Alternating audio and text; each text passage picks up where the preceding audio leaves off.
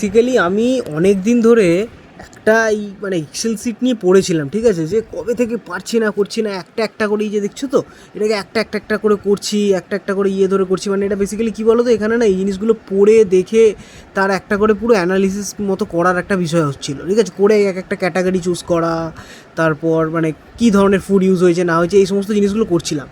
এবার আমি আজকে লিটারালি এই জেমিনাই প্রিমিয়ামটা নিয়েছিলাম, নিয়ে আমি এটা করলাম, মানে জাস্ট 5 মিনিট লাগলো, তার মধ্যে পুরো আমার এখানে 600-700টা মানে ডেটা আছে, জাস্ট হয়ে গেল। আর আমি জাস্ট দেখছি, তারপরে হয়ে যাওয়ার পরে যে এক একটা জায়গায় গিয়ে যেগুলো কি ঠিক আছে প্রত্যেকটা ট্যাপ চেক করে করে দেখছি অ্যাকিউরেট কাজ করেছে। কোথায় যাচ্ছে ভাই আমি নিজে বুঝতে পারছি না।